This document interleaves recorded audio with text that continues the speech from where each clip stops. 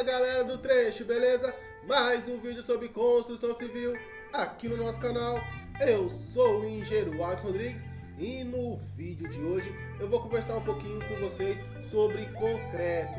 Na verdade, eu vou falar o segredo para que você possa fazer o concreto perfeito aí na sua obra. Eu vou listar aqui 5 itens infalíveis para que você possa atingir aí os resultados satisfatórios com relação ao concreto e a concretagem também aí na sua obra. Então, se você quer entender um pouquinho mais sobre esse assunto, fique comigo até o final desse vídeo.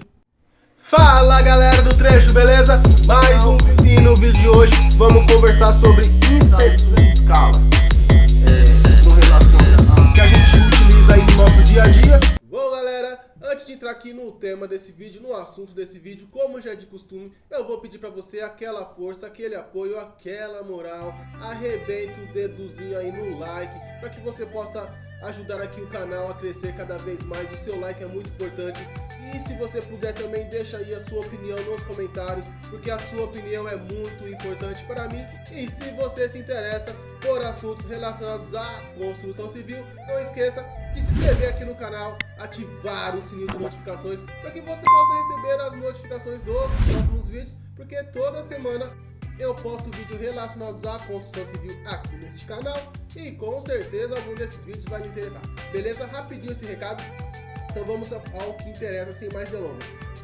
Bom, 5 características para que você possa fazer um concreto excelente, um concreto perfeito aí na sua obra. Primeira característica que você tem que se ligar é a característica do seu concreto, exatamente isso, as características. Bom, vamos dar um exemplo aqui prático. Vocês sabem que eu gosto de trabalhar com exemplos práticos. Você vai fazer uma concretagem, uma viga. O mesmo concreto que você vai utilizar numa viga não é o concreto que você vai utilizar numa laje, não é o concreto que você vai utilizar num bloco de fundação, por exemplo, ou talvez num pilar. Porque são estruturas que exigem concreto com características diferentes. Ou seja, de repente você vai concretar um bloco de fundação, de repente ele é muito grande, tem muita armadura ali, muita densidade de armadura, você tem que ter um concreto com uma maior trabalhabilidade, né, que vai penetrar ali nas armaduras, de repente um concreto com gelo, né, um concreto com algum aditivo especial para que ele possa ficar mais tempo antes de iniciar ali o início de pega, né, para que você tenha tempo de concretar todo o bloco. Então você tem que verificar essas características. Normalmente quem vê essas características é o projetista, né? Não é nós de obras, mas às vezes não tem né, essa informação do projeto, né? De repente é uma obra pequena e aí você tem que saber que você tem que verificar as características da sua peça antes de executar ali o seu concreto, antes mesmo de fazer o estudo do traço. Um outro exemplo, vou dar aqui um outro exemplo prático com relação a isso. Se você vai concretar ali uma fundação, qual é o cimento ideal para uma fundação? Normalmente um CP3 é um cimento bom para fundação. Dá para utilizar outros? Dá, mas de repente, se você quer ter um resultado mais satisfatório, utilize o CP3. Eu vou fazer reboco. Se você utilizar um CP4, por exemplo, para um reboco, você vai ter problemas, porque o CP4 ele é um cimento que tem uma cura muito lenta, então vai demorar a puxar, você vai ter menos produtividade. Então, por isso que você tem que verificar as características aí da sua peça para que você case as características do seu cimento ou do seu concreto, ok? O segundo item que você tem que ver é os materiais. Isso com relação à qualidade dos materiais. Bom, se você pegar um material que não tem qualidade, o que eu falo qualidade? Areia e brita, por exemplo. Se você pegar uma areia que tá lá jogada há muito tempo, que já foi animais lá, né? Cachorro, gato, fazer suas necessidades lá, com certeza aquela areia é contaminada. Se você utilizar ela para concreto, provavelmente vai dar problema, porque essa contaminação ela agride diretamente o aço que está em contato com o seu concreto. E uma das características que a gente busca ali nas nossas obras é a durabilidade, a fácil aplicação do concreto e a durabilidade do concreto. Então, se nós não seguirmos todos esses passos, pô, ela vai estar resistente, né? Não vai cair a casa ou a estrutura. Você pode fazer um concreto que fique bom para você lançar, mas se ele não for durável, não adianta de nada, porque ninguém quer fazer manutenção numa estrutura depois de 5, 10 ou 15 anos, né? Manutenção que eu falo assim, reparos, manutenção de conservação tem que ter, lógico, mas ninguém quer fazer reparo com 20 anos de construção, que é muito pouco. Normalmente são calculados entre 50 e 60 anos para você fazer algum reparo estrutural, entende? Então tem que ser levado em consideração a durabilidade, e a durabilidade está diretamente ligada aos materiais que você utiliza. Nós temos a norma chamada 7211. Eu tenho um vídeo que eu falo só sobre isso, eu vou deixar aqui na descrição, sobre os materiais de concreto. E essa norma, ela descreve ali todos os itens, todos os ensaios que devem ser feitos nos agregados, né, do concreto e os resultados que tem que ser, né? Então não tem segredo, tá tudo escrito. Se você seguir certinho ali, com certeza o seu concreto vai ser de boa qualidade e vai ser um concreto durável, ok? E o terceiro item que tem que ser levado em consideração é a dosagem. Como eu falei, a gente tem 3 itens que a gente tem que verificar ali no concreto, que é o seu lançamento, né? Facilidade de lançamento, que é de acordo com a característica da estrutura, que eu falei no primeiro item, a sua durabilidade e a resistência. E a dosagem, ela tá ligada nesses três itens, porque se você não fazer um concreto com uma dosagem bacana que você pode aplicar, lançar, você vai ter problema. Se você não fazer uma dosagem com concreto que atenda a resistência que o projeto pede, você vai ter problema. E se você não fazer uma dosagem que atenda a durabilidade ali, você vai ter problema. O que eu quero dizer com isso? Qual que é o foco disso? Tem uma carta traça, né? Uma carta traço que normalmente é estudado, é feito todos os processos, é estudado isso. O concreto, quando a gente vai elaborar o concreto, a gente faz o estudo de dosagem e a gente estuda esse concreto, né, para que chegue na obra não tenha nenhum tipo de problema. Então, se chega na obra, o cara não respeita aquilo, vai ter problema. Exemplo, o concreto tá lá o slump que é para você utilizar mais ou menos 10, mais ou menos 2, né? 100 mais ou menos 20. E às vezes o cara acha ali aquele concreto muito duro. E aí ele quer adicionar mais água para que fique numa dosagem legal ali, uma trabalhabilidade legal para ele lançar. Beleza, se o cara não tá conseguindo lançar naquele slump, ele tem todo o direito de falar, não dá para me lançar nesse slump, eu preciso de um outro tipo de concreto que fique mais fácil.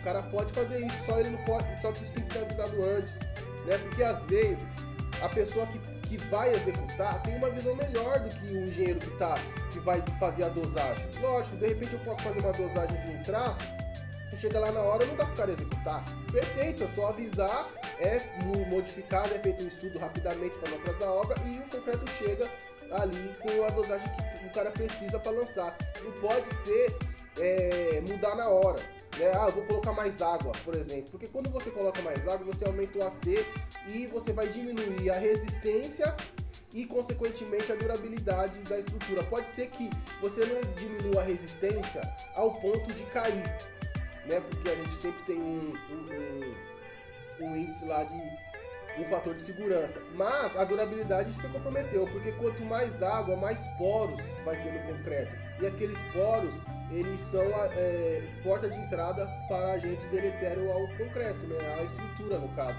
porque vai aqueles agentes, né, que é o oxigênio, o ar, a água, vai penetrar na armadura com maior facilidade e vai diminuir a durabilidade da estrutura. Então tem que ser levado em consideração muito a durabilidade. Hoje a galera está mais consciente com isso, mas ainda falta muito de consciência da galera com relação à durabilidade, principalmente aí na execução.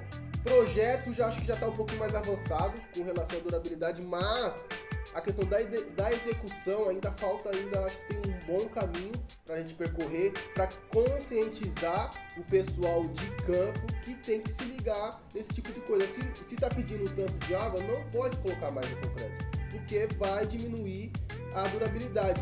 A resistência também cai, mas pode ser que não caia, como eu falei, ao tanto de cair o prédio lá, ou a estrutura. Aí o cara fala, eu coloquei água, nunca caiu. Pô, não é questão de cair, é questão de você vai diminuir ali a durabilidade da sua estrutura, beleza? A quarta dica que eu dou aqui para você fazer um concreto perfeito aí na sua obra é com relação ao lançamento. Como a gente já disse aqui, tem que ter o concreto com as características com as características ideais, com as características da sua estrutura. Tá, mas você tem que levar em consideração ali algumas etapas de lançamento, né? Antes de lançar, você tem que verificar a sua forma, você tem que verificar a sua armadura para ver se a forma não vai abrir, se a armadura está posicionada, né, na posição correta. Aí você vai lançar. O concreto tem que ter as características ideais, como a gente já falou. O equipamento que você lançar tem que ser dimensionado, ou se você vai lançar com bomba, se você vai lançar no carrinho, se você vai lançar direto da bica, você tem que pensar tudo nisso. E o adensamento desse concreto tem que ser feito de forma correta. Eu tenho aqui vários vídeos falando sobre adensamento de concreto, mas eu vou dar uma pincelada aqui rapidinho. Você não pode lançar uma altura maior, né, uma camada, em hipótese nenhuma maior do que 50 centímetros, né, de concreto.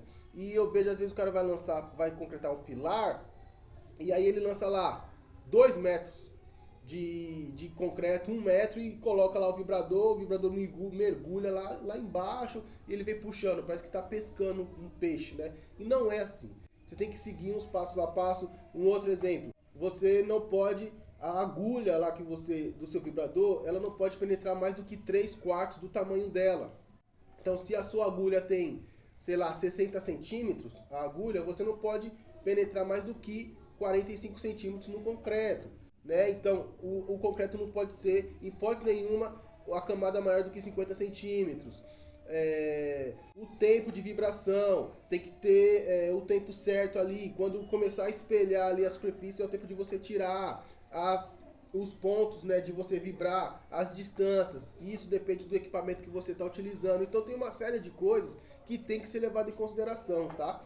Para que o seu concreto fique homogêneo lá e na sua estrutura, preencha todos os vazios e ele se acomode certinho e ele fique aderente ali à armadura. Uma coisa muito importante também, você, na hora do lançamento, você não pode vibrar a armadura. Você não pode colocar ali o seu vibrador, encostar na armadura, porque ele vai descolar, né? O aço ele vai vibrar, vai descolar ali da armadura do seu concreto e ele não vai preencher de novo certinho ali. Então vai prejudicar ali a aderência do aço ao seu concreto, ok? E o quinto e último item, não menos importante, talvez um dos mais importantes, é a cura, né, do seu concreto. Não adianta você fazer tudo isso, tudo certinho, aí você vai concretar uma laje e você não se preocupa com a cura. Ela vai trincar toda, né? Aí você vai falar, não, se trincar eu faço um tratamento, mas isso gera custo, gera retrabalho, e muitas das vezes isso não está no valor da obra, né? E você vai ter prejuízo. Se você é um pequeno construtor, por exemplo, o concreto não fissurar, porque quando ele fissura, ele abre fendas, né? Mesmo que seja micros, pequenininha, que você nem vê, mas ele abre ali fendas para a entrada de agentes deletérios, água, ar, oxigênio, gás carbônico. Tudo isso, quando em contato com as armaduras, acelera o processo de corrosão lá dentro dessa estrutura e você nem está vendo, né? E você sabe que a armadura trabalha junto com o concreto. Se não tiver armadura ali, a casa cai literalmente. Então, e quanto mais você proteger a sua armadura lá dentro do concreto, mais durável vai ser a sua estrutura, menos trabalho ali de reparo, de manutenção você vai ter. Então, por isso que é muito importante essa questão de cura ali do seu concreto, para que não haja essas trincas e micros fissuras ali na sua estrutura. Beleza, galera? Esse foi o recado que eu queria dar para vocês. Espero que essas informações tenham sido de bastante relevância, que você possa aplicar aí na sua obra. Beleza? Fique com Deus, tudo de bom e até o próximo vídeo.